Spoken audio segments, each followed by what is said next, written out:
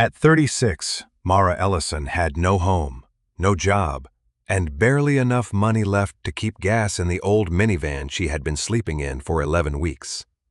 Then, on a rainy afternoon in Bellwether, Pennsylvania, she did something everyone around her thought was ridiculous.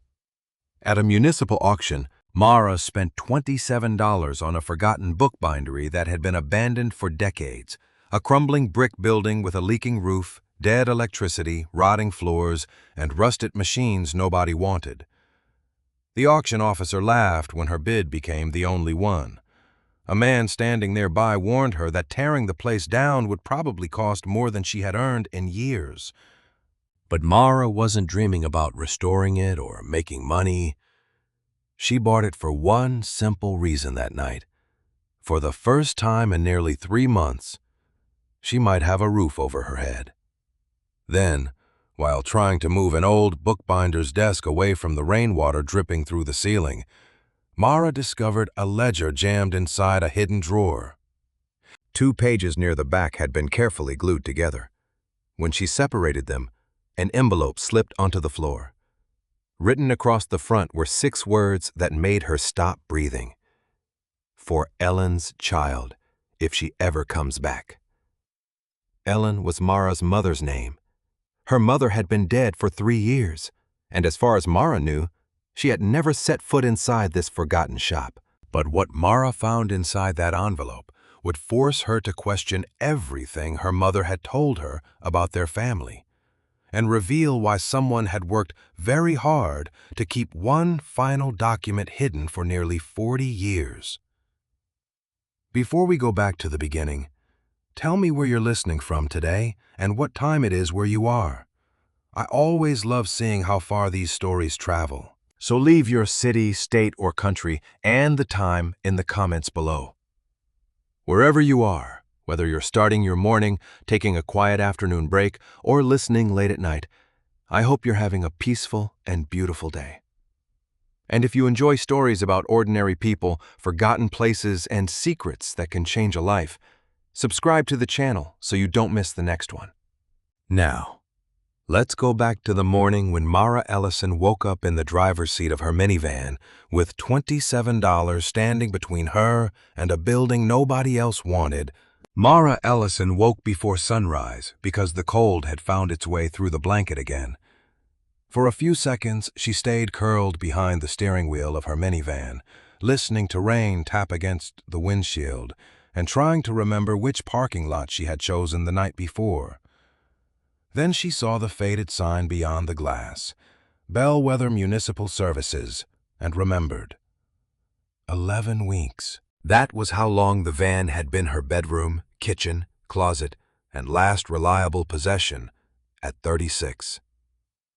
Mara had learned that homelessness rarely arrived as one dramatic disaster. It came as a sequence of smaller losses: her mother's illness, missed shifts, medical bills, the library cutting staff, overdue rent, and finally a landlord who could no longer wait. She reached into the cup holder and counted her money. $34 and some coins. The fuel gauge hovered above empty. She folded the bills back into her wallet and started the engine long enough to warm her hands. Across the parking lot, workers were setting folding signs near the municipal building. Property auction 9 a.m. Mara had noticed the announcement the previous evening. She wasn't interested in property. The notice had mentioned surplus furniture too, and she hoped to find a cheap folding chair or perhaps a small cabinet she could resell. By 9, 20 people had gathered beneath the covered loading area. Mara stood at the back in her damp coat while an auction officer moved briskly through filing cabinets, desks, shelving, and several unwanted parcels of land. Then he reached Lot 47. Bellwether Bindery, he announced. A photograph showed a narrow brick building with boarded windows and a faded sign hanging above the door. Tax-reverted commercial property. Sold as is. Nobody raised a hand. The officer mentioned roof damage, disconnected utilities, and an outstanding safety inspection. Still nothing. Someone near the front chuckled. "You'd have to pay me." The officer smiled wearily. We've tried almost everything else. He lowered the opening amount until administrative fees were practically all that remained. $27. Anybody? Mara stared at the photograph. $27 was almost everything she could safely spare. It was also a building. 4 walls. A roof, however damaged. A door that might lock. Rain drummed against the metal awning overhead. She thought of another night twisting herself around the steering wheel, waking whenever headlights crossed the windows. Her hand rose before common sense could stop it. 27. Several people turned. The officer actually laughed, then realized she was serious. "Ma'am, you understand this structure may require substantial repairs," Mara swallowed. "Yes." "And demolition, if ordered, could cost considerably more than the purchase price." "I understand." Nobody counterbid. The gavel came down. Sold. An hour later, Mara stood outside Bellwether Bindery, holding a packet of temporary ownership documents and a key that looked older than she was. The building occupied the end of a neglected commercial row several blocks from downtown. Its brick facade was blackened by age, and gold lettering on the window had faded until only fragments remained. Bell, bind. She had $7 left. "Please tell me you didn't buy this." Mara turned. A man in a work jacket stood beside a pickup loaded with lumber. He introduced himself as Thomas Reed and explained that he'd once done minor repairs for the building's previous owner. "The upstairs floor is bad near the back," he said. "Don't put your weight anywhere that looks soft." Mara looked up at the sagging gutter. "Anything else?" Encouraging Thomas almost smiled. "The front half is sturdier than it looks." "I'll take that." His expression changed when he noticed the blanket and bags visible through her van window. But he didn't ask about them. Mara appreciated that. "If you're going inside," he said, "watch the ceiling too." The key resisted twice before the lock turned. The smell came first. Damp wood, dust, old paper, and something faintly sour from years without ventilation. Mara pushed the door open. Gray daylight revealed long work tables and shelves leaning beneath warped books. Rust covered the wheels of 2 enormous cast-iron presses. Loose type lay scattered in shallow drawers. Water had stained the ceiling brown. It should have looked worthless. Instead, for one brief moment, Mara saw what the room had once been. She had spent years around damaged books at the university library. She knew the marks left by folding, stitching, trimming, gluing. Someone had worked here carefully. Someone had made things meant to last. Then rainwater struck her forehead. Mara looked up. Of course. By evening, the storm had strengthened. There was no electricity, and the only working flashlight was her phone. She carried her blanket inside anyway. Whatever else the bindery was, nobody could make her move the van at 2 in the morning. She cleared a dry corner near the front, then noticed water spreading toward an old wooden bookbinder's desk beneath the leaking ceiling. "No, you don't." She shoved against it. The desk barely moved. She tried again, bracing her shoulder against the wood. One leg scraped across the floor, and something inside gave a sharp wooden crack. A narrow drawer shot open. Mara froze. Inside lay a thick ledger coated in dust. She lifted it carefully and wiped the cover with her sleeve. There was no title, only a year stamped faintly into the leather. She opened it. Columns of names and numbers filled the pages in neat handwriting. Payroll, perhaps, or customer accounts. She turned another page, then another, wondering whether the book might tell her something about the people who had once worked here. Near the end, the entries became sparse. Mara raised her phone closer. One name had been written alone across a line, darker than everything around it. as though whoever held the pen had pressed down hard.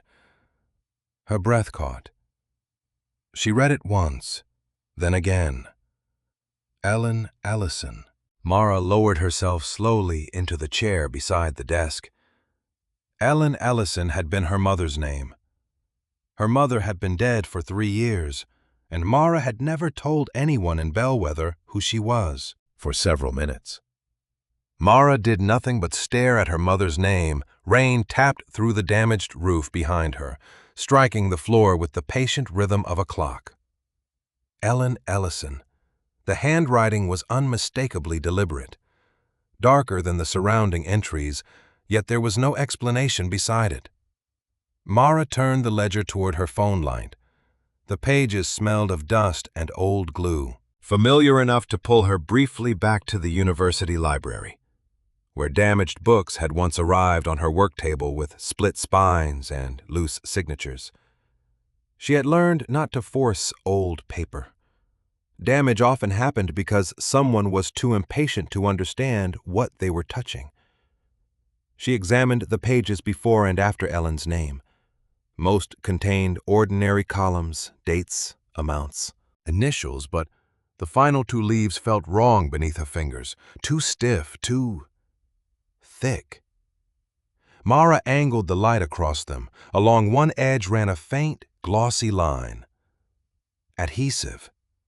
Someone had glued 2 pages face to face.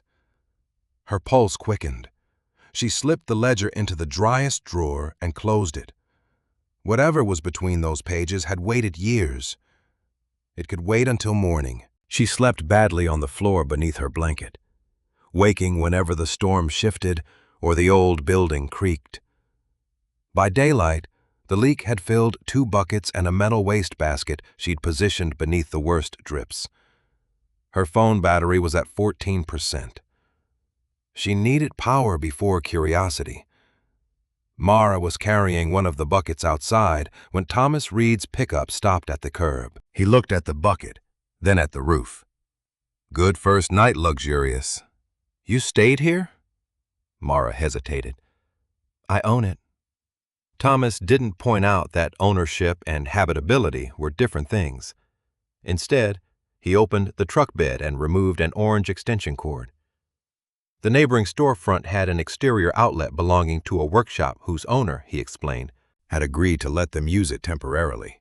Enough for a lamp and maybe a charger. Thomas said, "Not heaters, not machinery." "How much?" "Nothing today." Mara stiffened. She had become suspicious of free things. Thomas seemed to notice. "Consider it me not wanting to find you using candles in a building made mostly of dry wood and old paper." That made accepting easier. "Thank you." 20 minutes later, a work lamp glowed over the old desk and Mara's phone was charging. Thomas inspected a section of ceiling while Mara retrieved the ledger. "You know books?" he asked, noticing the way she supported its spine. "I used to work with damaged documents at a university library." "Used to?" "Budget cuts." It was simpler than telling the whole story. She set the ledger beneath the lamp. Thomas glanced over but didn't pry. Mara studied the glued leaves again. The adhesive had browned with age. Whoever sealed them had done it carefully, applying glue mainly near the outer margins. That gave her hope. She found a thin metal palette knife among abandoned binding tools, cleaned it, then worked slowly into a corner. "What's in there?" Thomas asked. "I don't know. Could just be 2 pages stuck from damp." "No, this was intentional." The first inch separated with a dry whisper. Mara stopped whenever the paper resisted. She worked around the edge, millimeter by millimeter, until something pale appeared between the leaves. Not writing, an object, a folded envelope. A voice sounded from the doorway. Dad Thomas turned. A girl stood there with a backpack hanging from one shoulder. Lucy. "I told you to wait at the shop. I did, for 12 whole minutes." Thomas sighed and introduced her as his 12-year-old daughter. Lucy's attention immediately moved past him to the shelves. Are all these books yours now? Mara looked around the ruined room. Apparently. That's a lot of books for $27. Mara smiled, despite herself. That's one way of looking at it. Lucy approached the work table, but stopped when Thomas told her not to touch anything unstable. Mara returned to the ledger. With one final careful movement, the glued pages opened. A yellowed envelope slid free and landed on the desk. Nobody spoke. The envelope had been sealed, flattened, and hidden so precisely that it could have remained there forever if the desk hadn't shifted beneath the leaking roof. Across its front, in faded black ink, someone had written a single line. Mara leaned closer. For Ellen's child, if she ever comes back. The room seemed to narrow around her. Ellen Thomas asked quietly. Mara touched the edge of the envelope. My mother. Thomas looked from her to the ledger. Your mother worked here? Not that I know of. Mara remembered every rare conversation in which she'd asked Ellen about Bellwether. Her mother had never described this shop, never mentioned old presses or ledgers or a desk beneath a leaking ceiling. Mostly, she had avoided talking about her father altogether. Mara opened the envelope carefully. Inside was a folded legal document. The paper was brittle at the creases. At the top, typed in capital letters, were the words, Last Will and Testament. Below them appeared a name Mara knew even though she had barely heard it spoken during childhood. Samuel Ellison. Her grandfather. Mara sat down. Ellen had described Samuel as a man who chose his work over his daughter, a man who allowed distance to become permanent. Mara had assumed he died leaving nothing behind but resentment, yet his name was now on a document deliberately hidden beside hers. She read slowly, afraid of misunderstanding damaged language. Samuel identified himself as proprietor of Bellwether Bindery. Several paragraphs dealt with property and instructions Mara could not yet interpret. Then she found Ellen's name. My daughter. Ellen Ellison. Her throat tightened. Lucy had gone unusually quiet. Thomas gently guided his daughter toward the shelves. Giving Mara space without leaving her alone, Mara continued reading. Some references meant nothing to her. Parcel numbers, trusteeship language, instructions concerning obligations Samuel apparently expected someone to complete. Then, near the bottom of a page, she found a sentence that was not written like the rest. It had been added by hand in the margin. The ink faded, but readable. Mara brought the paper beneath the lamp. What does it say? Thomas asked. Mara read the words aloud. The bindery is only the key. Mercer Court is the promise. Thomas's expression changed. Mara looked at him. What is Mercer Court? He didn't answer immediately. Mara looked back at the hidden will, then at her mother's name sealed away for decades inside a forgotten ledger.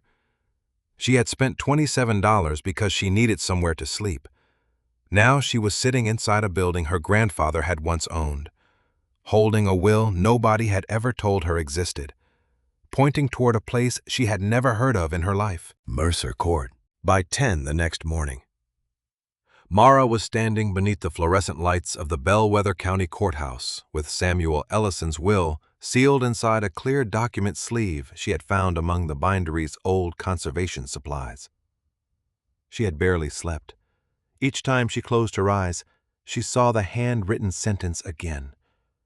The bindery is only the key. Mercer Court is the promise. Thomas had recognized the name, but only vaguely.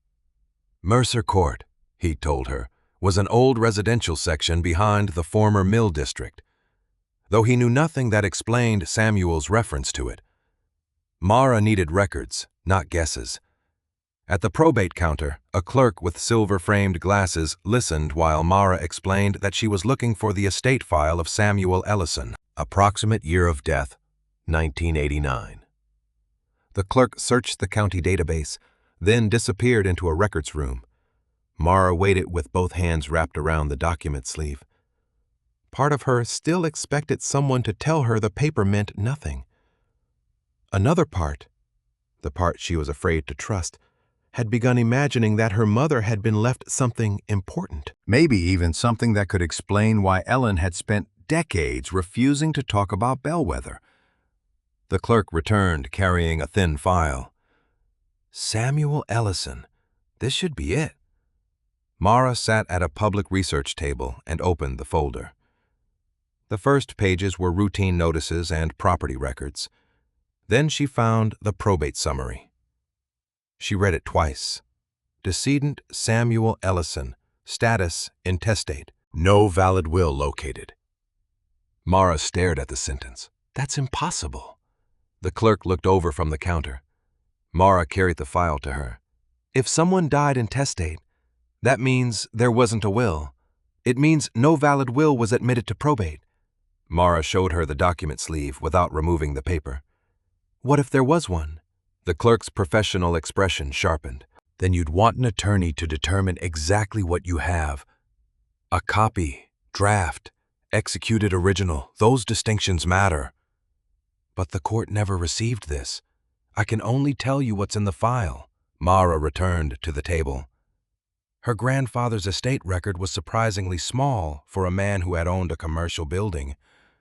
The bindery appeared in an inventory, along with equipment described collectively as having little resale value. Several debts were listed. Nothing explained the will hidden inside the ledger. Nothing mentioned Ellen receiving the bindery. Mara thought of her mother, describing Samuel with the same bitter finality she used when discussing unpaid bills. He made his choice. We made ours.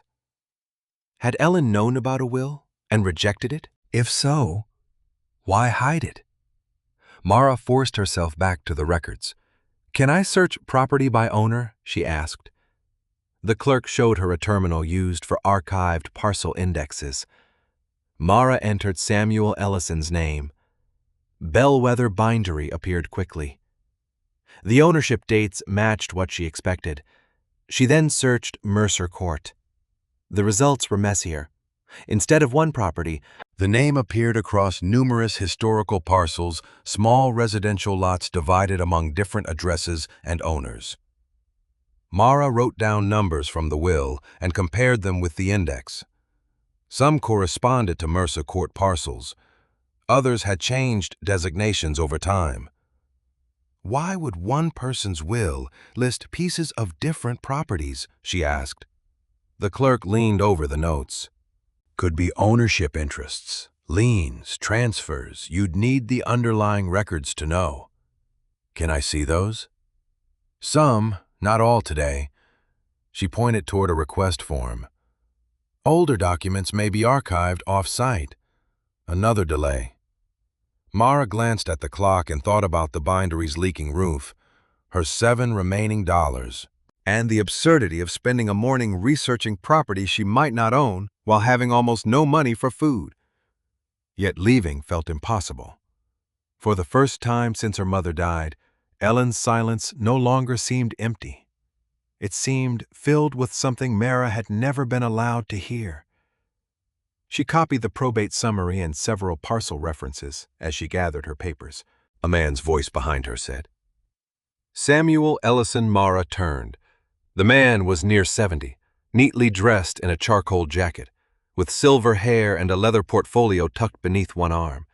His eyes rested on the name visible atop Mara's notes. Sorry, Mara said. Do I know you? No. Walter Crane. He offered his hand. I practiced property law in Bellwether for many years. Mara shook it cautiously. Did you know? Samuel Ellison Walter's gaze moved from her face to the document sleeve. A long time ago, he was my grandfather. Something subtle happened in Walter's expression, not surprise exactly. Recognition followed quickly by restraint. Then you must be Ellen's daughter. Mara felt a chill unrelated to the courthouse air conditioning. How do you know Ellen Bellwether was smaller then? Walter's answer came too smoothly. Mara placed the sleeve flat on the table. I found this yesterday in Samuel's bookbindery. Walter looked through the plastic. His eyes stopped at the heading, Last Will and Testament. For several seconds, he said nothing. Where exactly did you find that? Inside a ledger. Hidden? Mara didn't answer. Walter drew a slow breath. Ms. Ellison, old documents can be misleading. People prepared drafts they never executed. Circumstances changed. Property changed hands. You shouldn't assume that because something says will at the top, it had legal force. The probate file says there was no will. No valid will was located. That's not the same thing. Walter's mouth tightened. Legally, it may amount to the same thing. Mara thought about the envelope addressed to Ellen's child. Did you handle Samuel's estate? No. Then why are you so sure this could be a draft? I'm not sure. I'm advising caution. I didn't ask for legal advice. Walter looked toward the clerk, then lowered his voice. Some histories are more complicated than they appear after 40 years. Mara felt irritation push through her exhaustion. My mother spent most of her life believing her father wanted nothing to do with her. Yesterday I found her name hidden inside his shop. Today I find out the court was told he had no will. So complicated is something I can live with. Walter's gaze returned to the paper. Mara noticed that he wasn't studying it like a man seeing an unfamiliar document. His eyes moved directly toward the lower portion of the first page, then toward the fold where the next page began. You've seen it, Mara said. Walter looked up. Excuse me? You knew where to look.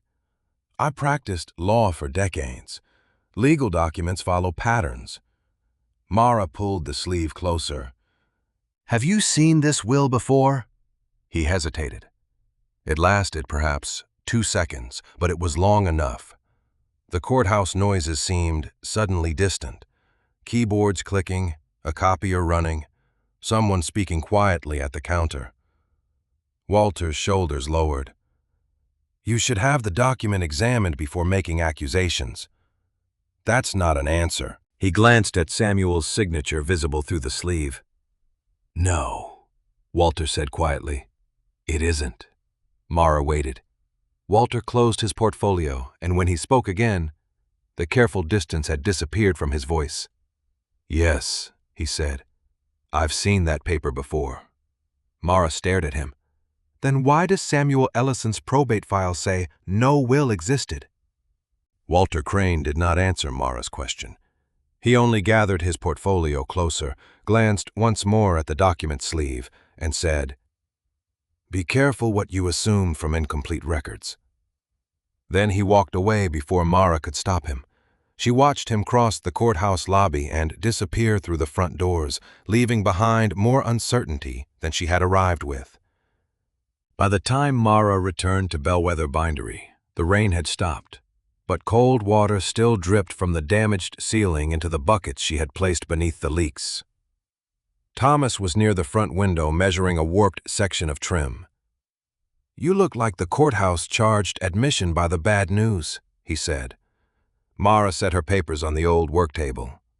The probate file says Samuel died without a valid will. Walter Crane says he's seen the document I found. Thomas lowered the tape measure. Crane, you know him. Everybody around here knows the name. Property lawyer, retired now. Mara studied him. Anything else? Nothing useful. Thomas noticed her expression and added, I mean it. I don't know what happened 40 years ago. Mara nodded, though disappointment still pressed at her time. Every person seemed to know one small piece and no one knew enough. She opened one of the bindery's remaining ledgers and looked again at the employee names. If Samuel's legal records could not explain him, perhaps someone who had worked beside him could. Several names were difficult to trace, but one appeared repeatedly over almost 2 decades, Agnes Bell. Beside her name were weekly wages, occasional notes about overtime, and once, in Samuel's handwriting, Agnes front finishing. Thomas recognized the surname. She still lives in Bellwether. I think, East Side. He gave Mara an address from memory. Though he warned that Agnes was elderly and private, Mara walked there because she could not justify using gasoline. The house was a small white bungalow with a porch crowded by empty flower pots. She knocked twice before the door opened a few inches. An older woman with short gray hair stared through the gap. "Mrs. Bell? Who's asking?" "Mara Ellison?" The door began to close. Mara put no hand against it. "I bought the old Bellwether bindery." Agnes stopped. "That place should have stayed closed." "Why?" "Because it's finished." Her voice hardened. "Whatever you think you're going to find there, leave it alone." Mara felt the words land with more force than they should have. "Did you know Samuel Ellison?" Agnes's face gave nothing away, but her hand tightened on the edge of the door. "Long time ago. He was my grandfather." "Then you should go home." Mara almost laughed at the cruelty of the phrase, though Agnes did not seem to mean it cruelly. "I don't have one." The older woman's expression shifted, but only slightly. Mara reached for her phone. "My mother was Ellen." Agnes's eyes moved sharply to Mara's face. "Ellen?" Mara opened a photograph she still kept near the top of her camera roll. It showed Ellen at 59, thinner from illness but smiling into sunlight. Mara turned the screen toward the doorway. Agnes stared. The door opened wider. Her mouth trembled. "Oh, Ellen." The words came out like a breath held for decades. Then Agnes covered her mouth and began to cry. Mara stood motionless, startled by the intimacy of the grief. "You knew her." Agnes stepped back. "Come inside." The front room smelled faintly of tea and furniture polish. Agnes sat in an armchair while Mara took the sofa opposite her. For nearly a minute, neither spoke. Finally, Agnes wiped her eyes. "She looks like him, around the eyes." "Samuel." Agnes nodded. "Your mother used to sit on the cutting table when she was little." Samuel hated it because she'd swing her legs near the blades. Mara frowned. "My mother said he cared more about that shop than he cared about her." Agnes looked genuinely shocked. "She said that?" "More than once." Agnes stared toward the window. "Something happened between them when Ellen got older, a terrible argument. She left Bellwether. But before that," Agnes shook her head slowly, "that girl was his whole world." Mara felt a tightness beneath her ribs. "Then why didn't he go after her?" "He did. She said he never came." "I don't know what Ellen believed. I only know Samuel waited." Agnes's voice dropped. "He kept expecting her to come back through that front door." Mara thought of the envelope hidden inside the ledger. "For Ellen's child if she ever comes back." "Did he ever talk about a will?" Agnes's face closed immediately. "I'm tired." "Mrs. Bell, Agnes," she stood. "No more questions today." Mara knew pushing would only lose what little trust she had gained. At the door, however, Agnes stopped her. "If you're cleaning that shop, look for the blue books." "What blue books?" "Samuel made them himself. Blue cloth overboard, same size every one. Ledgers." "Something like that." Agnes looked past Mara as if seeing the old workroom. They weren't customer orders, and they weren't books he sold. What was in them? Agnes opened the door. "That's all I can tell you." Back at the bindery, Thomas was replacing a broken board over one window when Mara returned.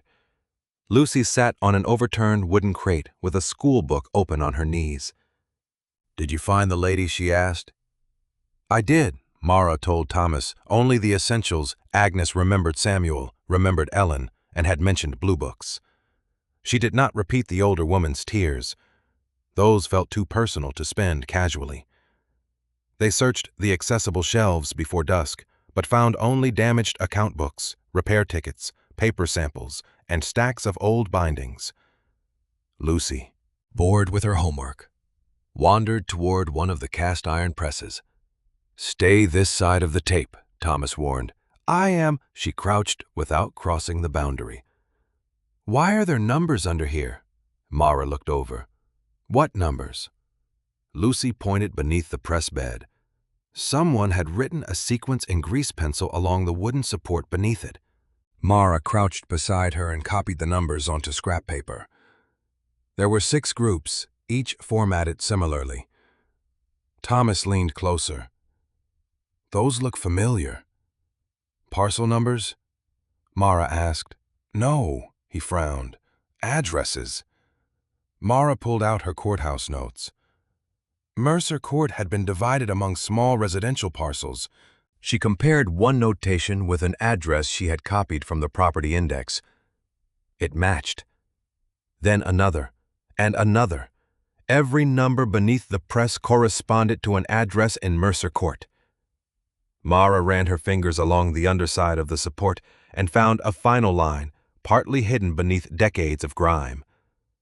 She wiped it carefully with her sleeve. One address appeared again, followed by 3 words written in darker pencil: "Paid. Do not collect." Mara copied the words from beneath the press 3 times before she trusted herself to stop looking at them. Paid. Do not collect. The message was too specific to be meaningless, and yet it made no sense beside an address in Mercer Court.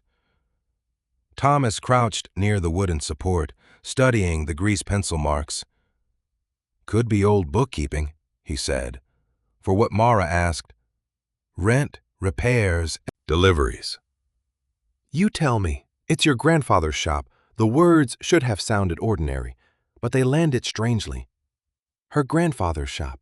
Mara still had not adjusted to hearing Samuel described as someone who belonged to her. For most of her life, he had been little more than a name her mother avoided. Now every corner of the bindery seemed to carry evidence that he had lived a full life Ellen had never spoken about. Lucy leaned over the edge of her crate. "Maybe the blue books say what it means." Mara looked at her. "Maybe." They resumed searching before the afternoon light faded.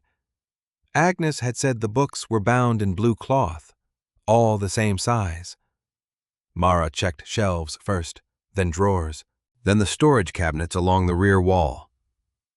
Thomas moved heavier objects while Lucy was given the safer job of examining low shelves near the front. Hours passed. They found ledgers, invoices, scraps of marbled paper, type catalogs, and several half-finished bindings, but nothing matching Agnes's description. By late afternoon, Mara's back ached and her hands were black with dust. She sat on the edge of the work table and rubbed her palms together. "What if Agnes remembered wrong?" Thomas asked. "She didn't. You're sure? The way she said it?" Mara shook her head. "She remembered those books." A knock sounded against the front door. A municipal inspector stood outside holding a clipboard. Mara's stomach sank before he introduced himself. He had come because the property had changed ownership. The inspection was brief and practical, which somehow made it worse. The roof needed immediate stabilization. Several sections of wiring could not legally be energized. The rear stair had to remain closed. If Mara wanted the building occupied beyond temporary access, she would need repairs started and documented. "How long?" she asked. 30 days for the roof and electrical safety items. After that, we reevaluate. And if I can't," the inspector looked around the room, "then the city can post the structure unsafe." After he left, Mara stared at the notice in her hand. 30 days might as well have been 3. She had $7, no job, and a building that could swallow money faster than she could earn it. Thomas read the notice over her shoulder. The roof patch is manageable. With what money? I said manageable, not free. Same problem. He set the paper down. You don't have to solve all of it today. Mara laughed once. Without humor. That's what everyone says when they have somewhere to go home to. Thomas went quiet. Regret hit her immediately. I'm sorry. You don't owe me an apology. I do. She looked at the leaking ceiling. I just bought the cheapest roof in Pennsylvania, and apparently even that was too expensive. Thomas leaned against the work table. For what it's worth, I've seen worse buildings saved, Mara looked at him, by people with $7. This time he did smile. Not usually. Lucy's voice came from the rear shelves. Dad Thomas straightened. Stay where I can see you. I am, but there's something back here. Mara followed her, careful to avoid the taped-off section near the damaged floor. Lucy pointed behind a tall bookcase that stood several inches away from the wall. A narrow strip of faded blue fabric protruded from the gap. Mara reached for it, but the cloth did not move. Thomas examined the shelf. This thing's fixed in place. Why leave a gap behind it? Mara asked. He pressed against the side panel, then tapped the wall. The sound changed near the center, solid wood on one section, hollow on another. Mara's pulse quickened. There is space behind it. Thomas removed 2 rusted screws from a trim board and eased the bookcase forward just enough to expose a narrow panel in the wall. It was not a secret door in any dramatic sense, more like a shallow storage recess that had been covered deliberately. The blue cloth Lucy had seen was caught along one edge. Thomas worked the panel loose. Dust rolled outward. Inside sat 3 books. Each was hand-bound in dark blue cloth. Each was the same size. Blue books, Lucy whispered. Mara lifted the first one carefully. The cloth had faded along the spine, but the binding was firm. Samuel's craftsmanship was obvious even after decades. She carried all 3 to the work table and opened the first. Names filled the pages, not customers, families. Beside each name appeared an address, a dollar amount, and what looked like a declining balance. Mara turned several pages. These aren't sales. Thomas stood beside her. Loans? Maybe mortgages. She opened the second volume. More Mercer Court addresses appeared. Monthly amounts were crossed out, rewritten, reduced. Some balances ended with a single word. Paid. Mara thought of the grease pencil message beneath the press. Paid. Do not collect. She opened the third book. The pattern continued. Samuel had been tracking debts connected to homes in Mercer Court, but he was not collecting them the way a lender would. On several pages, payment columns remained blank, while the balance dropped anyway. He was paying these. Mara said. Thomas leaned closer. For other people. That's what it looks like. She felt something shift inside her understanding of Samuel. The man her mother had described as selfish had apparently spent years keeping records of debts that belonged to other families. Mara did not yet know why. She only knew the blue books were proof that Mercer Court had meant more than property. A truck stopped outside. Walter Crane entered without knocking. He took in the opened recess, the blue volumes, and Mara's expression. You've been busy. Mara closed one book. What do you want? Walter removed an envelope from his coat. To make you an offer. For what? The bindery. Mara stared at him. I paid $27 for it 4 days ago. I know. He placed the envelope on the work table. Inside was a typed purchase offer. The number at the bottom made Mara blink. $18,000? Thomas read it over her shoulder. That's generous. It's practical, Walter said. The building needs repairs. The city will keep issuing notices. Miss Ellison could walk away with enough money to start over somewhere safer. Mara looked at him. Why do you care whether I start over? Because this place is a liability. Then why do you want it? Walter paused. I have interests in nearby property. Which property? His expression tightened. That isn't relevant. Mara glanced at the blue books. Walter followed her eyes, and for the first time his composure slipped. Only slightly, but she saw it. 18,000, he said. Think carefully before refusing. He left the offer behind and walked out. Mara waited until his car disappeared before touching the third blue volume again. If Walter wanted the bindery badly enough to offer nearly 700 times what she had paid, then something inside it mattered to him. She turned back to the pages, more slowly now. Near the end, one sheet had been torn out close to the spine. Only a narrow strip remained. Mara angled the book toward the light. A few handwritten words survived along the torn edge. She could make out one surname clearly. Crane. Beneath it, in Samuel's handwriting, were two more words. Original will. Mara was waiting outside Walter Crane's office when he arrived the next morning. She had slept badly again. Not because of the leaking roof or the cold floor, but because the torn page from Samuel's blue book kept repeating in her mind, Crane, original will. Walter slowed when he saw her. Ms. Ellison, we need to talk. His eyes dropped to the blue ledger beneath her arm. I assumed we would inside. His office was orderly in a way the bindery had probably never been. Polished wood, framed certificates, shelves of legal volumes. Mara remained standing. She opened the ledger to the torn page and placed it on his desk. What does this mean? Walter read the surviving words without touching the book. I don't know.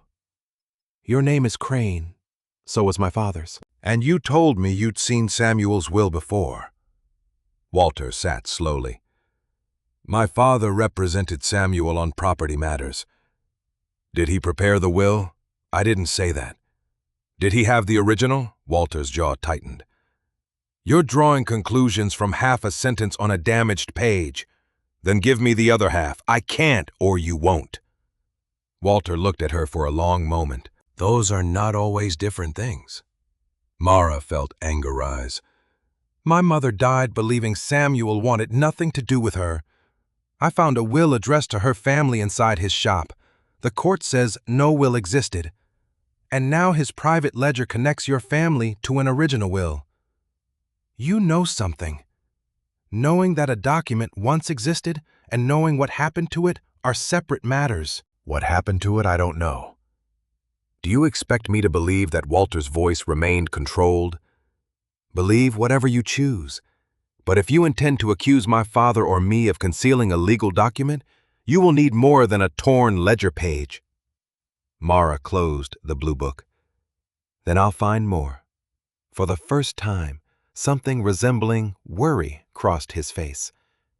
Mara, old disputes rarely become cleaner when reopened. Neither do old lies. She took the ledger and left.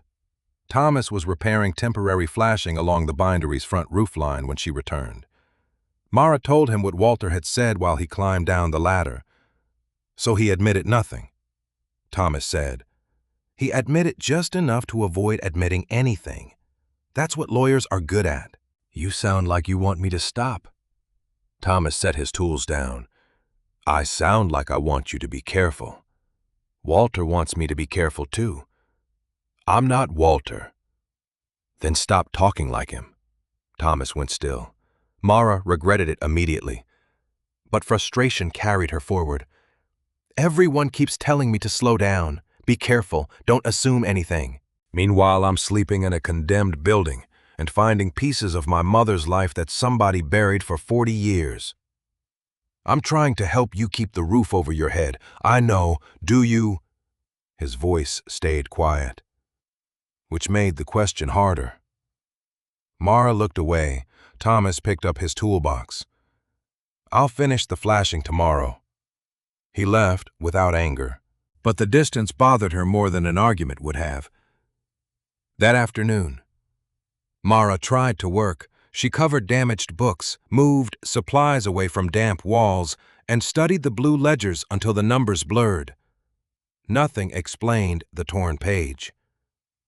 Near dusk, someone knocked. Agnes Bell stood outside holding a small tin box. Mara opened the door. "Agnes, I shouldn't have left the way I did." The older woman entered and looked around the bindery. Her eyes lingered on Samuel's presses. "Smaller than I remember." "Everything probably is after 40 years. Agnes almost smiled. Then she saw the blue books on the table. Her expression softened. "You found them!" "Lucy did." Mara showed her the torn page. Agnes stared at Crane Original Will, then turned away. "You knew about it?" Agnes lowered herself into a chair. "I knew Samuel was frightened near the end. Of Crane. Of losing control of something he'd spent years trying to finish." "What?" Agnes shook her head. "I made him a promise. He's been dead almost 40 years. Promises don't always die with people." Mara's patience broke. "My mother did." Agnes looked up sharply. Mara's voice trembled now. "Well, died without knowing any of this. Whatever promise you made Samuel protected his secrets, but it didn't protect her." Silence filled the shop. Agnes looked suddenly older. After a while, she opened the tin box and removed a small brass key. "Samuel gave me this the week before he died." She placed it in Mara's palm. "He told me that if Ellen ever returned, I was to give it to her." "What does it open?" Agnes pointed toward a narrow cabinet built beneath the old finishing table. Mara had assumed its lock was rusted shut. The key turned on the second try. Inside were bundles of paper tied with faded cotton tape. Mara lifted the first bundle. Every envelope bore the same name, Ellen Ellison. Her mother. Some were addressed to apartments Mara recognized from childhood stories. Others went to addresses she had never seen. Across almost every envelope was a postal stamp, "Return to Sender." Mara sat on the floor and opened the earliest letter. Samuel's handwriting was careful. "Ellen, I know you are angry. I know I gave you reasons to be. But please let me explain." She opened another, dated 2 years later. "I went to the address you gave Agnes. They said you had moved. Please write. Just tell me you're safe." Mara's vision blurred. Her mother had always said Samuel never came after her. Yet letter after letter showed him searching, apologizing, asking Ellen to return. 10 years passed across the envelopes, then 15. Samuel kept writing. Mara pressed one hand against her mouth. Agnes sat silently beside the table. "Why didn't Ellen get these?" Mara whispered. "I don't know. Did Samuel think she was refusing him?" Eventually, yes. Mara found the final envelope. The date stopped her. It had been written 2 days before Samuel died. Her fingers shook as she unfolded the paper. Most of the letter was personal. Samuel wrote that he was tired. He regretted letting pride survive longer than love. He said Ellen might never forgive him, but the bindery would remain hers if she wanted it. Then Mara reached the final paragraph. The handwriting changed there, becoming hurried and uneven. "Ellen, if this reaches you, there are matters I must put right. I have done what I can with the papers, but I no longer trust that everything will be handled as I instructed. If Crane refuses to file it, Agnes knows where the proof is." Mara stopped reading. Slowly, she lifted her eyes. Agnes had gone pale. Mara held the letter between them. "You told me you only knew Samuel was frightened." Agnes said nothing. "This says you knew where the proof was." The older woman closed her eyes. Mara's voice dropped to a whisper. Agnes, what did Samuel give you? Agnes did not answer immediately. She sat with both hands folded in her lap, staring at Samuel's final letter as if the words had pulled her backward through 40 years. Mara waited, though every second tightened something inside her. Agnes, she said at last, what did he give you? The older woman looked toward the presses, the shelves, the work tables Samuel had once used. A packet, she said quietly. Documents, copies of property records, notes. He said they proved what he had been doing and what he intended to finish. In the will, I never saw the original. Mara's disappointment came quickly. Then what proof are we talking about? Proof that the instructions in the will weren't invented later? Proof that Mercer Court mattered before Samuel died? Agnes swallowed. He was worried that Crane's office was delaying things. He didn't explain every legal detail to me. He only said that if anything happened to him, the packet had to survive. So you kept it? Agnes nodded. For a while. Mara sat across from her. What happened? Samuel died. The answer sounded simple, but Agnes's face said it was not. The day after the funeral, a man from Crane's office came to the bindery. He knew Samuel had left papers with me. Walter, no. Someone older. I don't remember his name. Mara kept her voice calm. What did he say? That I had no right to remove business records, that Samuel's estate belonged to the court process now. He said if documents went missing, I could be accused of theft. Agnes rubbed one thumb against the other. I had 2 children at home. My husband had just been laid off. I was terrified. Mara wanted to be angry, but the fear in Agnes's voice made the past feel less simple. Did you give him the packet? No. Then where is it? Agnes looked at her. I hid the contents. Where? Not here, not in my house, and not in the bindery. Mara leaned forward. Where? Agnes. The older woman hesitated. Samuel used to repair books for the county. Court ledgers, church registers, town histories, anything too expensive to replace. I know there are repair tickets in the shop. One volume was different. A municipal history, thick, dark green cover. Samuel rebound it himself in 1988. What did you do? I separated the packet. Some papers I destroyed because Samuel had told me they were duplicates, the important pages. I placed where no one from Crane's office would think to look. Mara understood before Agnes finished. Inside the book. Agnes nodded.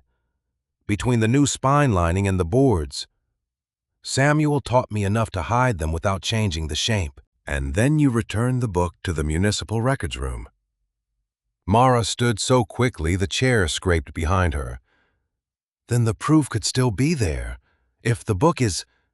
The doubt in Agnes's voice stopped her. What do you mean? I haven't seen it in decades? Mara spent the next morning in the bindery searching Samuel's old repair records. Thomas arrived while she was pulling boxes from beneath the finishing table. For a moment, neither mentioned their argument. Then he set down a small roll of roofing membrane. I finished the flashing. Mara nodded. Thank you. You're welcome. She looked at him. And I was unfair yesterday. Thomas shrugged once. You were scared. That doesn't make it fair. No. He gave her a faint smile. But it makes it understandable. The tension eased enough for Mara to explain what Agnes had confessed. Thomas helped her sort through brittle invoices while Lucy, after school, sat at the front table doing homework. Near noon, Mara found a handwritten catalog page listing county volumes repaired in 1988. One entry matched Agnes's description, A History of Bellwether Municipal Districts, Volume 2. Binding green buckram, rebacked and resewn, Samuel Ellison. That's it, Mara said. Thomas leaned over her shoulder. You sure? Same year, same description? They took the catalog number to the county archive. A staff member searched the system, then frowned. This title should be in municipal reference. Can we see it? Mara asked. Another search. Another pause. Not here. Checked out. No, missing. Mara's stomach dropped. Since when? The archivist opened an older inventory record. Last confirmed on shelf 22 years ago. 22? There's no later location note. Mara stared at the screen. The book had survived at least 17 years after Samuel's death, then vanished. Could it have been transferred? Possibly, but transfers were usually logged. Thomas asked if there were paper inventories.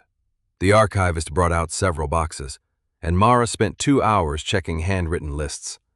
The volume appeared repeatedly until the year it disappeared. After that, only one notation remained.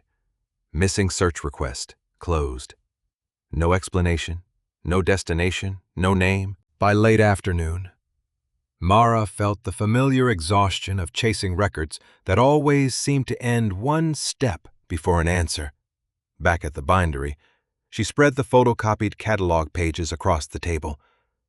We know the book existed, Thomas said, and we know it was here long after Samuel died, which means Agnes's story fits. That matters. Not if the evidence is gone.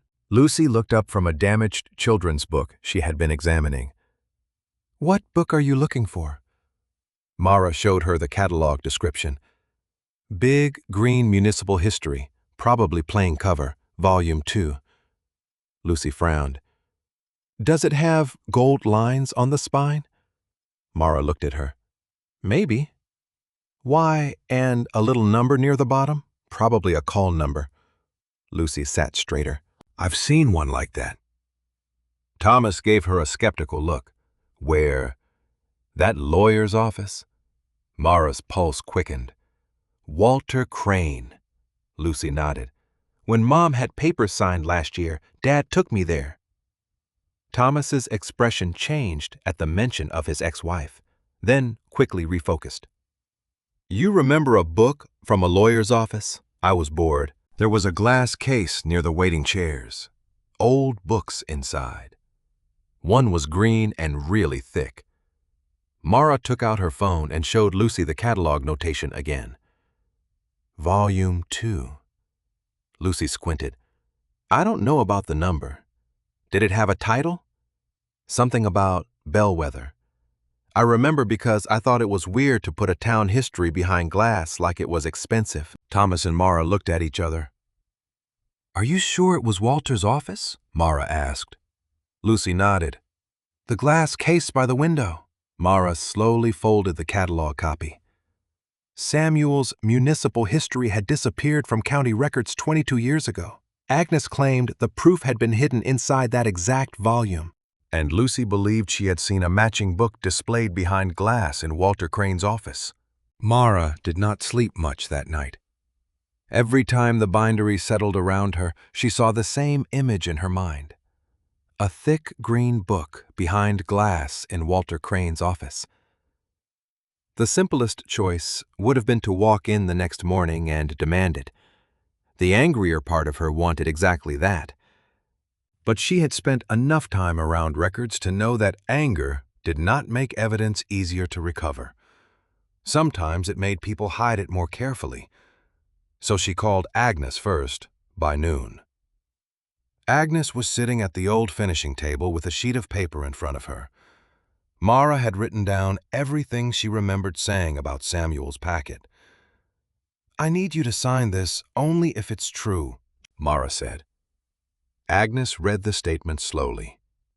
It described Samuel giving her documents before his death. Her fear after being confronted by someone from Crane's office and her decision to conceal the most important pages inside A History of Bellwether Municipal Districts, Volume 2, before returning it to municipal records. Agnes reached the final line and stopped. If I sign this, there's no taking it back.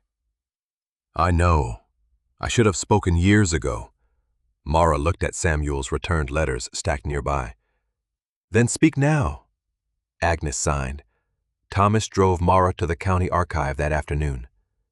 Mara carried copies of Samuel's repair catalog, the old missing book record, and Agnes's affidavit inside a folder pressed tightly against her chest.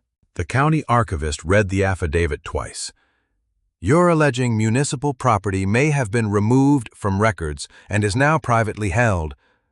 I'm saying a witness believes she concealed documents inside a county-owned volume, and we have reason to believe that same volume may be in Walter Crane's office. The archivist looked at Thomas. Reason? My daughter remembers seeing a book matching the description in his display case. That is not identification. No, Mara said, but the catalog number is known. The archivist nodded slowly. If the book is county property, we can request its return for inspection. Can he refuse? He can dispute ownership. He can also make this unpleasant. Mara almost smiled. That part I expected. The request went out that afternoon. Walter called Mara less than an hour later. You involved the county, he asked without greeting. Mara stood near the bindery's front window, watching Thomas secure another temporary patch above the damaged trim. It's their book. You don't know that. Then returning it should settle the question. Walter was silent. You are escalating something you barely understand. You've had plenty of chances to help me understand it. There may be nothing inside that volume. Then you have nothing to worry about. Another silence. This one felt different. You think every hesitation proves guilt, Walter said. No, I think every hesitation proves you know more than you're saying. He ended the call. 2 days passed. Mara hated the waiting more than the searching. The city's repair deadline was still hanging over her, and nothing about the investigation fixed the roof, restored the electricity, or put money in her pocket. Thomas helped where he could, but Mara refused when he offered to buy additional materials himself. I already owe you too much, she said. You don't owe me. That's easy for the person doing the giving to say. He studied her for a moment, then set the supply list down instead of arguing. Fine, we work with what we have. It was a small thing, but Mara noticed that he listened. On the third morning, the archivist called. Walter Crane had agreed to surrender the book for examination. Mara reached the archive before noon. The volume lay on a padded table beneath bright conservation lights. Dark green buckram, gold lines on the spine, a faded municipal call number near the bottom. Lucy had remembered correctly. Mara touched the cover with gloved fingertips. Samuel did this, she said. The binding style was familiar now. Tight corners, clean joints, reinforced spine. Agnes stood on the opposite side of the table and nodded. That's the one. The archivist documented the exterior before allowing Mara to examine it. There was no obvious pocket, no loose paper. Mara opened the boards carefully and studied the structure. The rear paste down had lifted slightly near the inner hinge. She felt her heartbeat accelerate. With the archivist's permission, she worked a thin spatula beneath the edge. A folded sheet emerged first, then another, then a narrow packet pressed flat beneath the lining. Agnes covered her mouth. Mara opened the first page. It was not the will. Disappointment hit so fast she nearly laughed. Not it, she whispered. Thomas, standing behind the barrier line, asked, What is it? Mara read the heading. Property transfers. The packet contained copies of deeds, mortgage assignments, payment records, and a handwritten list of Mercer Court addresses. No original will, no witness page, no hidden testament. But as Mara compared the pages with Samuel's blue ledgers, the numbers began aligning. The mystery shifted. These were not random debts. Samuel had been buying interests in properties across Mercer Court. Mortgages, liens. partial ownership rights, one after another.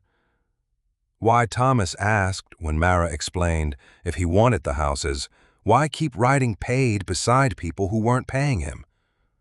Mara did not know, but the answer began to take shape when they found one of the names in both the Blue Book and the transfer packet. Harold Vance, 14 Mercer Court.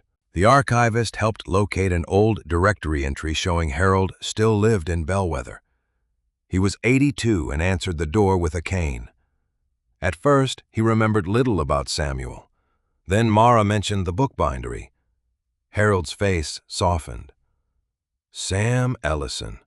Quiet man. Mara showed him a copy of the ledger entry bearing his family name. Harold sat down. My father nearly lost our house after the mill cut shifts. Sam bought the note from the lender. Then your father paid Samuel's sum.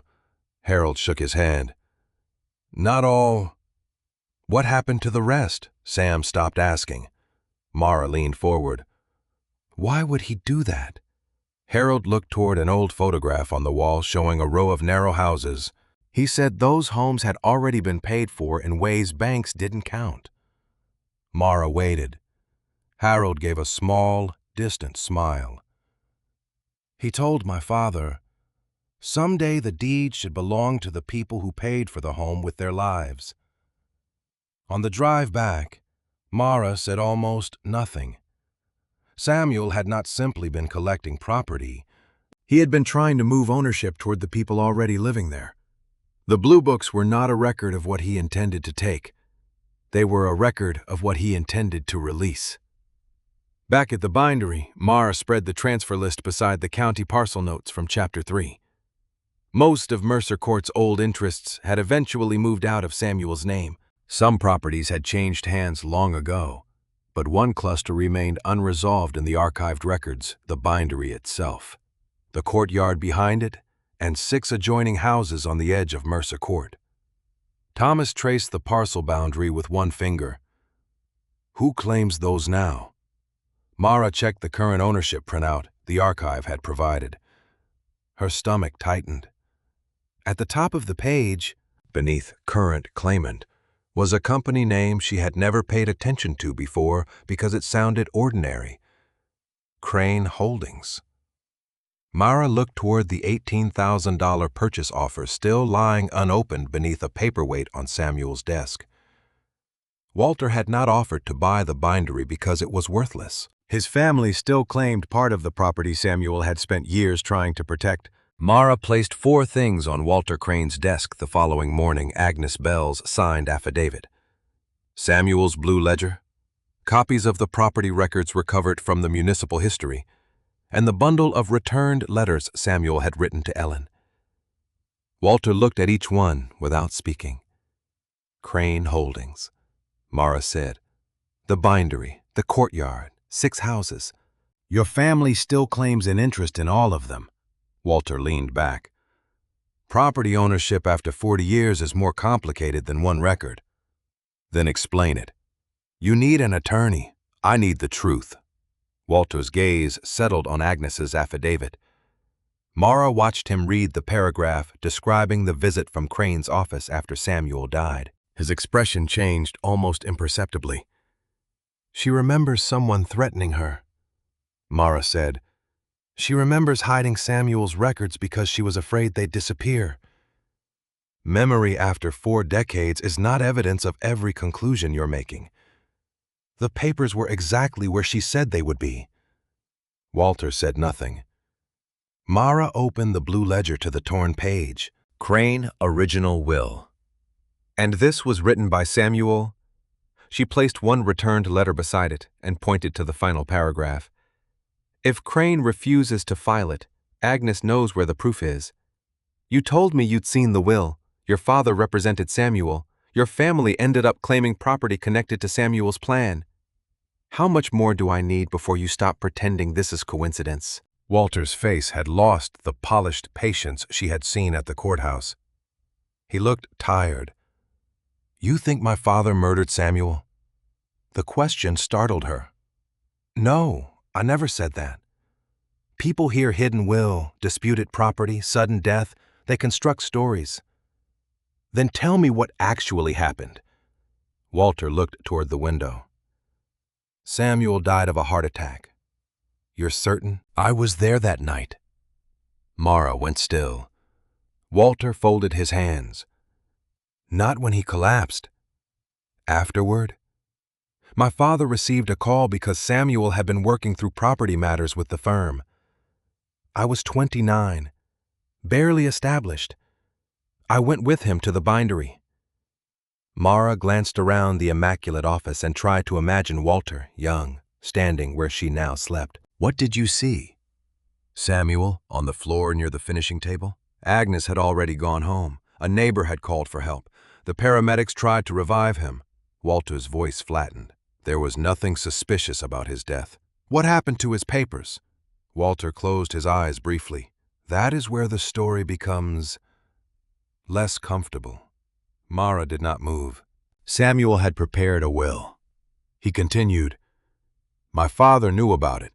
Samuel wanted Ellen named in connection with the bindery and the remaining Mercer court interests. My father believed Samuel's arrangements were legally troublesome and financially disastrous. That wasn't his decision. No. Walter's answer came quietly. It wasn't. Mara felt her anger sharpen.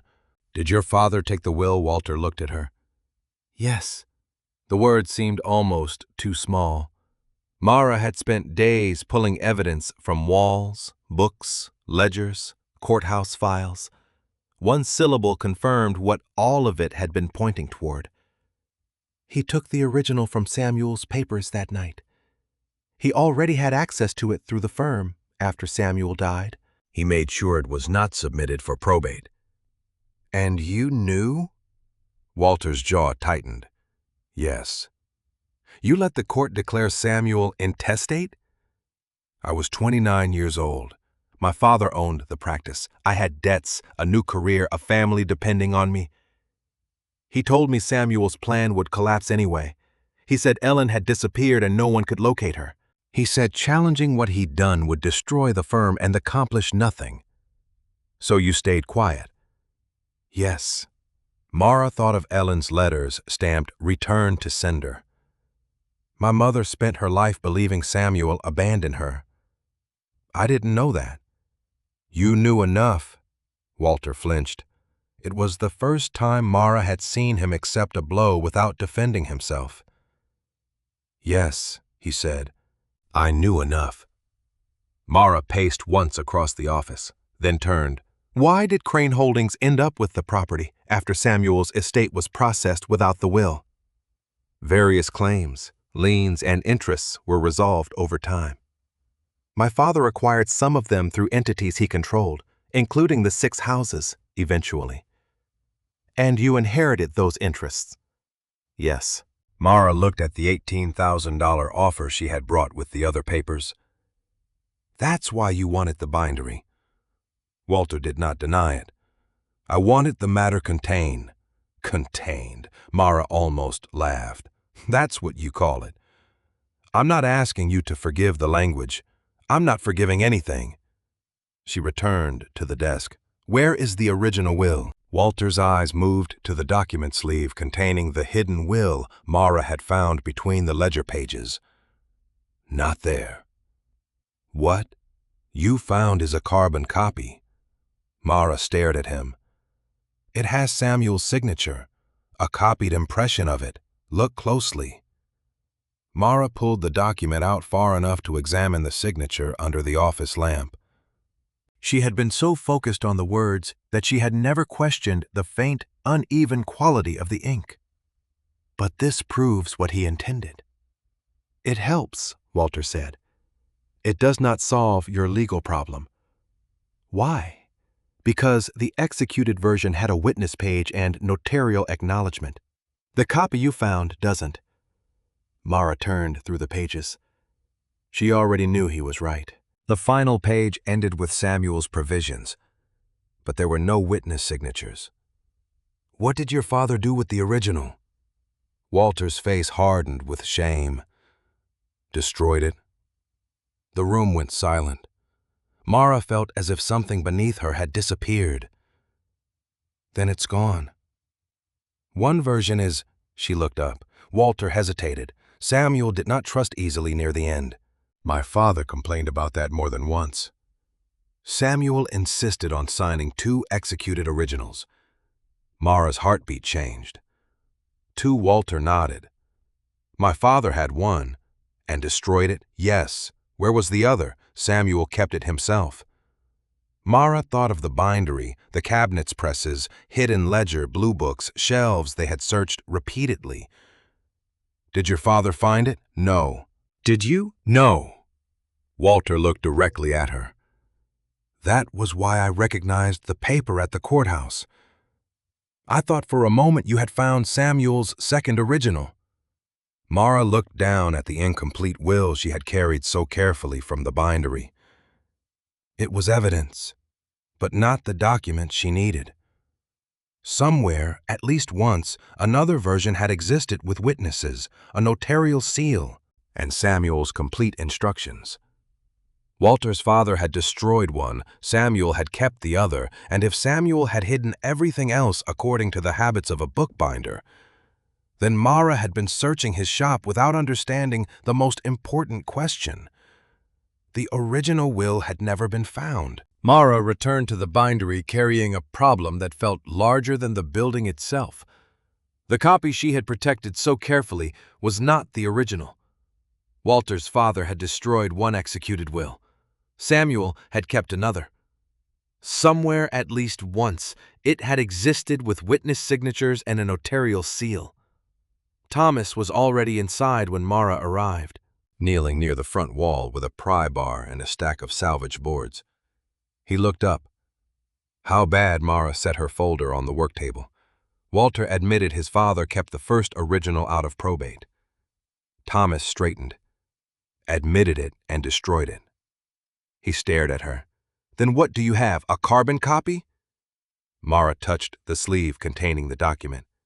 No witness page, no notarial acknowledgement. Thomas exhaled slowly. So after all this, there was a second executed original. His expression changed. Where Samuel kept it? Thomas glanced automatically toward the shelves. Walls, cabinets, presses, and old desk. We've searched most of this place. That's the problem.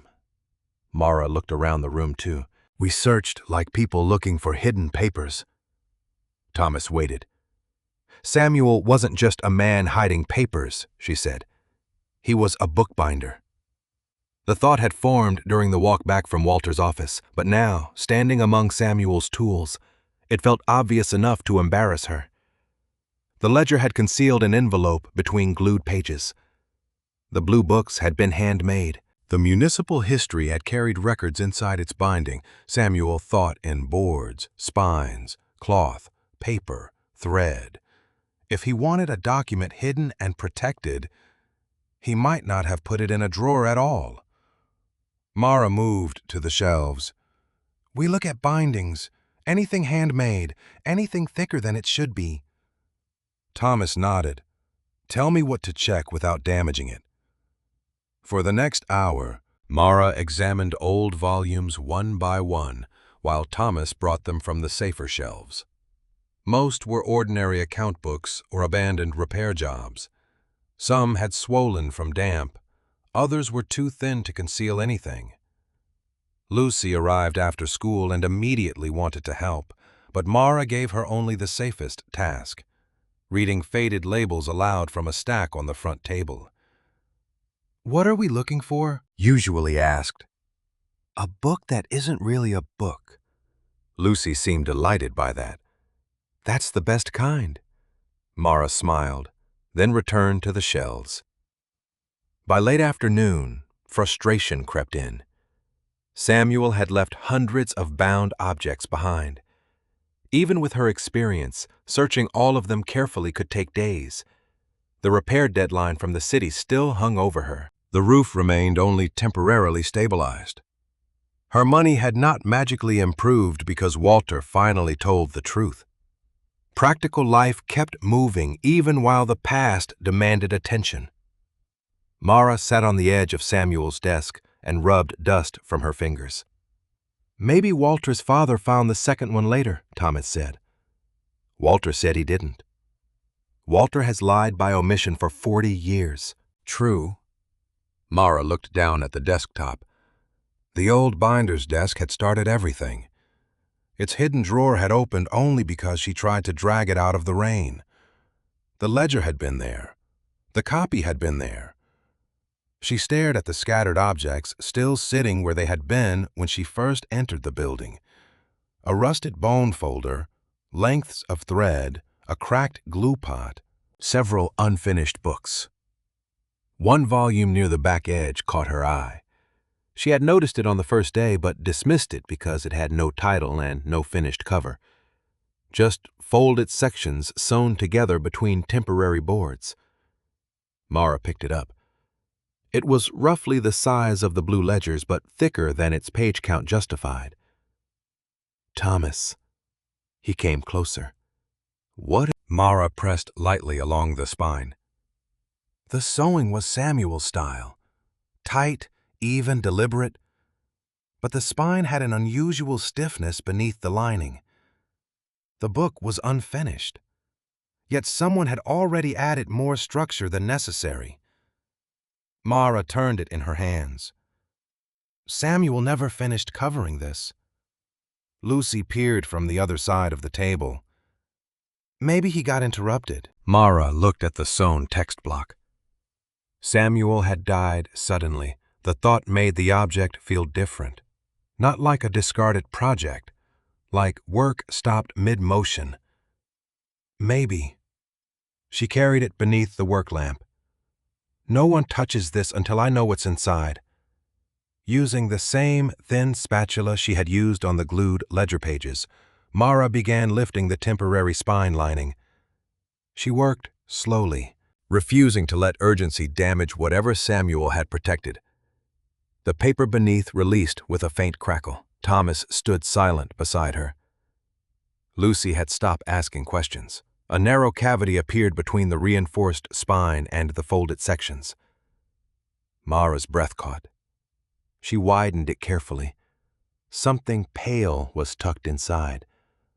Not one sheet, several, folded lengthwise. She slid them free. The first page bore the heading she already knew, Last Will and Testament of Samuel Ellison. But this paper was different. The typing was sharper. Samuel's signature at the bottom was dark blue-black ink, not a carbon impression. Mara turned the page. There it was, a witness section, 2 signatures beneath them. A notarial acknowledgement with an embossed seal that had left a faint raised circle in the paper. Thomas let out a quiet breath. "Is that it?" Mara could barely answer. "Yes." She examined the signatures again, not because she doubted them, but because, after so many fragments, the completeness felt unreal. The second executed original had been hidden inside a book Samuel never finished binding. Mara thought of Walter's father searching desks and files. He might never have considered cutting into Samuel's work. Samuel had trusted the thing he knew best, a book. Mara continued reading. The wording confirmed what the carbon copy had suggested. Ellen was named as heir and trustee in connection with the bindery and Samuel's remaining interests. Mercer Court appeared repeatedly. There were instructions concerning transfers, obligations, and property Mara still needed help interpreting. But this was no draft, no fragment, no incomplete copy. It was the document Samuel intended to survive. Then a folded sheet, thinner than the legal pages, slipped from between the final 2 leaves. It was not part of the will.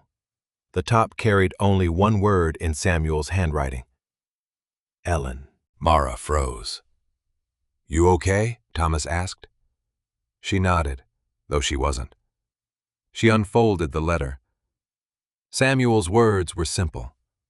He wrote that he did not know whether Ellen would ever want the bindery. He did not care if she sold it, closed it, or never bound another book in her life. He regretted allowing anger to make distance between them. He wrote that a father could fail his daughter and still love her every day afterward. Mara's eyes blurred before she reached the final lines. Nothing you could do would make this place stop being your home. If you ever come back, it is yours because you are mine, not because you owe me anything. Mara lowered the letter. For 3 years, she had carried the grief of losing her mother. Now another grief entered beside it. Ellen had died believing the opposite of what Samuel had written. No record could repair that. No court could give her mother back the years in which she thought she had been unwanted. Thomas rested one hand lightly on the edge of the table, close enough to be present without touching her. Mara wiped her face and returned to the will. "There's more," she whispered. The final page contained a provision she had not seen in the carbon copy, a separate clause, numbered and initialed by Samuel, concerning the remaining Mercer Court property. Mara read the first line, then stopped. Whatever Samuel had intended was not simply an inheritance. The last condition of his will had been hidden with the original, and no court had ever read it. The final clause of Samuel's will was read aloud in a hearing room that felt too ordinary for what it carried. There was no dark wood courtroom, no gallery full of reporters, no dramatic judge pounding a gavel, just fluorescent lights, a county seal on the wall, a long table, and stacks of property records that had been waiting nearly 40 years for someone to put them in the right order. Mara sat with the original will in a protective sleeve before her. Agnes was 2 chairs away. Thomas sat behind them with Lucy, who had been allowed to miss the last hour of school because, as Thomas put it, some things are worth remembering properly. Walter Crane sat across the table with his attorney, though he had said little since arriving. The county probate officer reviewed the signatures, the notarial seal, Samuel's archived property records, and the affidavit Agnes had signed. Walter had already confirmed in writing that the signature was Samuel's and that his father's firm had possessed another executed original that was never submitted for probate.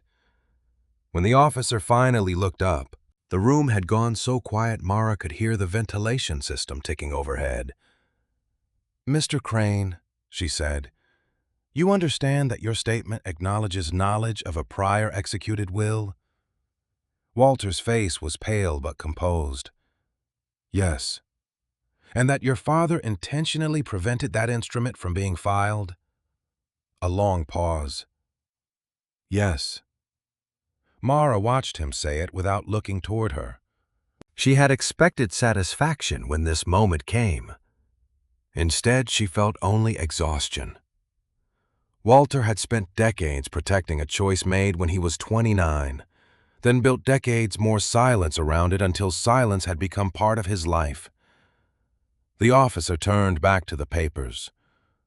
The legal consequences regarding historical transactions are complicated, but the authenticity of this second executed original is supported by the documentary record before us. Mara's hand tightened around the edge of her chair. The clause she had stopped reading in the bindery lay on the final page. The officer adjusted her glasses. "I will read the relevant provision." Mara lowered her eyes. "With respect to my remaining interests in properties commonly known as Mercer Court, I direct my daughter, Ellen Ellison, as trustee and heir, to complete those transfers already recorded in my private ledgers, so that each family designated paid shall receive all interest I hold in the home associated with its account, without further collection, charge, or consideration." Agnes closed her eyes. The officer continued. "No such property is to be retained for the purpose of profit where my records show the obligation satisfied by my own notation. The bindery and residual property shall pass to Ellen, subject first to completion of these promises." Mara felt the words settle into place with everything she had found the blue books. The addresses beneath the press, the paid balances. Harold Vance's memory. Samuel had not been building a private empire. He had been dismantling one piece by piece. The homes were never meant to become Ellen's wealth. Ellen had been chosen to finish giving them away. The officer stopped reading and looked toward Mara. Because Ellen Ellison is deceased, any surviving rights that can legally descend under the estate must now be evaluated through her heir. Mara knew who that meant. For days, she had imagined that proving the will might give her security, a house, money, something large enough to pull her permanently out of the life she had been living. Now the truth sat in front of her. Samuel had left value, but he had also left instructions. Promise first, inheritance second. Walter's attorney spoke quietly with him, then slid a document across the table. Walter signed it. Mara frowned. What is that? Walter finally looked at her. Crane Holdings is withdrawing its adverse claim to the bindery parcel and the 6 remaining houses, subject to the county's approval of the historical transfers. Mara stared at him. Why? Walter gave a tired breath. Because continuing to fight would mean defending what my father did. I've spent long enough doing that without saying the words. His expression held no expectation of forgiveness.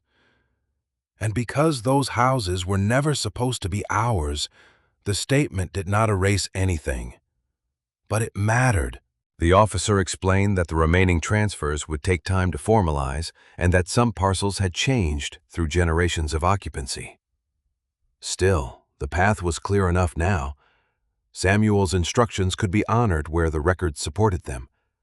The bindery, courtyard, and any residual interest not assigned through the Mercer court ledgers would pass through Ellen's line to Mara. After the hearing, Walter stopped her near the hallway. There is one more thing you should know. Mara stiffened. No more hidden documents. There aren't. He nodded toward the signed withdrawal. A developer approached Crane Holdings last year about purchasing the whole cluster. The bindery and adjoining lots together are worth considerably more than $18,000. Mara felt anger flare again. So that offer was what charity containment? Walter said, repeating the word he had used before. This time he looked ashamed of it. If you sell now, with the title issues resolved, you could walk away with enough money to start over comfortably. Mara looked through the courthouse doors toward the street beyond. Comfortably? The word carried weight. She could rent an apartment, replace the van, pay debts, leave Bellwether and never sleep under a leaking roof again. For the first time since buying the bindery, escape was not imaginary. It had a legal path and a price. Back at the shop that evening, Thomas found Mara sitting at Samuel's desk with a developer inquiry beside the original $18,000 offer. You could sell, he said. Yes. Would that be bad? Mara looked at him, expecting an opinion. You tell me. Thomas shook his head. No. You've had enough people deciding what you should do. He leaned against the work table. If you sell, you're not betraying Samuel. He wrote that Ellen could sell the bindery if she wanted. Mara thought of the letter hidden with the will. She had read those exact words. And if I keep it, then you keep it. She almost smiled. Very helpful. Thomas smiled too, then looked around the worn room. Fine. One question. What if you didn't need the money? What would you want this place to become? Mara opened her mouth, but nothing came. She had spent so long thinking in terms of survival that wanting something beyond survival felt unfamiliar. Thomas did not press her. He collected Lucy and left before dark. Mara stayed alone. The temporary roof patch clicked in the cooling air. Samuel's presses stood silent. The blue books rested on the table beside copies of the property records. She imagined selling. The relief was immediate and real. Then she imagined walking away forever. That feeling was real too. Near 9, someone knocked on the front door. Mara checked the time, surprised. Through the dusty glass, she saw an older couple standing beneath the faded bellwether bindery sign. Behind them were 3 more people. Then another car pulled up, and another. Mara opened the door cautiously. "Can I help you?" The older man removed his cap. "Are you Mara Ellison?" Yes. He looked past her into the shop, then back at the small crowd gathering on the sidewalk. "We heard what happened at the hearing." Mara glanced at the faces. Some were elderly, some middle-aged. One woman held a folder against her chest.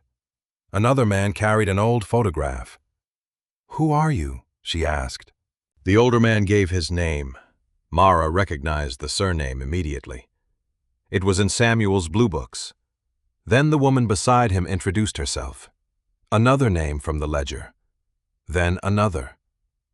Mara looked from face to face as understanding came over her. Mercer Court had come to the bindery. Mara stood in the doorway of Bellwether Bindery while the people from Mercer Court introduced themselves, one by one. Some names she recognized immediately from Samuel's blue ledgers. Others belonged to children or grandchildren of the people whose debts Samuel had marked paid decades earlier. The older man, who had spoken first, held out a black-and-white photograph. It showed a row of narrow houses with children sitting on front steps and laundry strung between porches. "That was Mercer Court in 1984, he said. "My parents lived in number 12. Mara took the photograph carefully. "Samuel had your family in his records. I know that now." The man smiled faintly. "Back then, all I knew was my father came home one night and told my mother we weren't losing the house." Another woman stepped forward. "My grandmother said Samuel let her miss 6 months of payments after my grandfather died." She looked around the ruined bindery. She always called him stubborn, never explained why. A third person remembered getting his first job sweeping floors in the shop after the mill closed. Someone else remembered Samuel repairing school books without charging families who could not pay. None of them knew the whole story. That struck Mara more deeply than if they had arrived with a perfect account of Samuel's life. Each person carried one small piece: a forgiven payment, a repaired book, a quiet favor, a job offered at the right moment. Samuel had apparently never explained his larger plan. He had simply kept doing what he believed needed doing. Agnes arrived after hearing that people had gathered. She stood near the old press, listening as names and memories filled the shop. At one point she wiped her eyes and said, "He hated being thanked." The older man laughed. "That sounds right." For the first time since Mara had found Ellen's name in the ledger, the bindery did not feel like a place built around absence. It felt inhabited again, not by ghosts, but by consequences. The things Samuel had done had survived in people even when his intentions had been buried. Over the following weeks, the county began processing the remaining property transfers. It was not simple. Some original residents had died, some families had changed names, and several records required verification. Mara spent hours matching the blue ledgers with county documents, where Samuel's notation clearly marked an obligation paid and the legal records supported the connection. The remaining interests were transferred according to his will. 6 families who had lived for years under uncertain claims finally received clear ownership. Mara signed each document that required her participation as Ellen's heir. Every signature felt less like giving something away and more like finishing a sentence Samuel had started before she was born. The developer's offer remained on Samuel's desk throughout all of it. Mara looked at it often. Selling would have been easier. She could have taken the money, rented a clean apartment, replaced the van, and built a life somewhere without leaking ceilings and broken wiring. No one would have blamed her. Samuel himself had written that Ellen was free to sell the bindery. But the longer Mara worked inside the shop, the harder it became to imagine leaving. Thomas helped her make the city's safety deadline. They replaced enough damaged roofing to stop the worst leaks and brought the front electrical circuits up to code. Mara found temporary work cataloging donated books for the local historical society, then used her first paycheck to buy repair materials instead of sleeping bags or emergency food. That choice frightened her. It also felt different from the desperate $27 bid that had brought her here. This time, she was not buying shelter. She was investing in a place. Agnes began coming twice a week. At first, she claimed she was only there to make sure nobody ruined Samuel's tools. But soon she was showing Mara techniques the university library had never taught her. Samuel had favored certain stitches for heavy family Bibles and a particular way of shaping spines by hand. "Too tight," Agnes told Mara one afternoon, tapping her knuckles with the bone folder. "He would have made you redo that." Mara loosened the thread. "Good thing he isn't here." Agnes smiled. "You'd have liked arguing with him." The words hurt, but not in the way they once might have. Lucy became the first person to ask if Mara would teach her how to repair a book. Her first project was a worn children's novel with a detached cover. She used too much paste, got thread tangled around one finger, and looked horrified when Mara made her undo half the stitching. "I thought this was supposed to be relaxing," Lucy complained. "Who told you that? People who make videos about crafts." Thomas laughed from the ladder where he was fixing a light fixture. By early spring, the front room had changed. The presses were clean. The strongest shelves were repaired.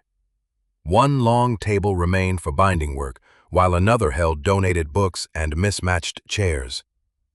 Mara painted the lettering on the front window herself. Ellison Bindery and Reading Room. She had considered using Samuel's name. Then Agnes told her not to.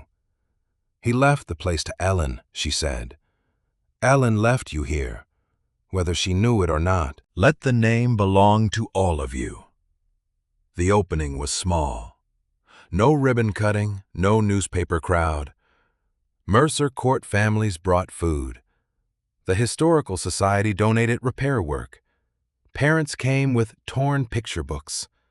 An elderly man brought a family Bible whose spine had separated 20 years earlier.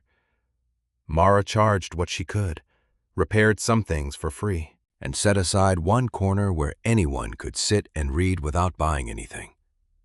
She did not become wealthy. Some months were going to be difficult. The roof still needed more work. The upstairs rooms required repairs one at a time. But the bindery paid enough to begin behaving like a future instead of a rescue. Mara moved out of the van and into the small room above the shop once Thomas finished stabilizing the floor and installing a safe heater. The first night upstairs, she woke before dawn out of habit and reached instinctively for the steering wheel that was no longer in front of her. For several seconds, she did not know where she was. Then she heard the quiet creak of the building beneath her. Home, she thought. The word arrived cautiously. She let it stay. Samuel's original will was eventually placed in an archival box Mara made herself from acid-free board. She stored it in the reading room display cabinet with copies of the Mercer Court ledgers and Samuel's returned letters to Ellen. She debated keeping the letters private. Some were painful. Some were too personal. In the end, she displayed only selected pages, enough to tell the truth without turning her mother's grief into an exhibit. Samuel had loved Ellen. Ellen had left believing otherwise. Mara could not change what had happened between them. She could only refuse to let the lie survive another generation. One evening, after the last visitor had gone, Thomas helped Mara carry 2 repaired chairs inside from the courtyard. The minivan was still parked along the curb. Its paint was faded, one hubcap missing. The same blanket folded behind the driver's seat. Thomas nodded toward it. "You know you can sell that now." Mara locked the bindery door. "Probably. Planning to." She looked at the van for a moment. 11 weeks of sleeping behind the wheel had taught her how quickly a person could become invisible. She remembered the morning of the auction, counting $34 in the cup holder and convincing herself that $27 for a ruined building was not completely insane because at least it had a roof. "Not yet," she said. Thomas waited. Mara smiled. "It reminds me where I started." He nodded as if that answer required nothing else. After he left, Mara turned off the front lights one by one. Before going upstairs, she stopped at the reading room cabinet. Inside sat the original will, the blue ledgers, the property records, and Samuel's letter to Ellen. Nothing was hidden anymore. She rested her fingers against the glass. When she had raised her hand at the auction, she thought she was purchasing 4 damaged walls because she had nowhere else to sleep. She had not bought a fortune. She had not discovered a treasure chest or some easy escape from everything she had lost. What $27 had given her was harder to measure. It gave her the truth about a grandfather she had never known. It gave 6 families the final pieces of homes Samuel had promised them. It gave Ellen's story back part of what silence had taken from it. And it gave Mara a place where her name was connected to something older than failure. She switched off the final lamp. Outside, the restored lettering on the window caught the streetlight. Ellison, Bindery, and Reading Room. Mara looked at it once before climbing the stairs. For most of her adult life, home had meant something temporary, something that could disappear when money ran out or illness arrived. Now, beneath the same roof Samuel had worked under and Ellen had once been expected to return to, the word meant something else. It meant a place that remembered her before she ever knew it existed. It meant people who would notice if the lights did not come on tomorrow. It meant work worth continuing. Mara had spent $27 because she needed somewhere to survive the night. What she found inside Bellwether Bindery was not wealth. It was belonging.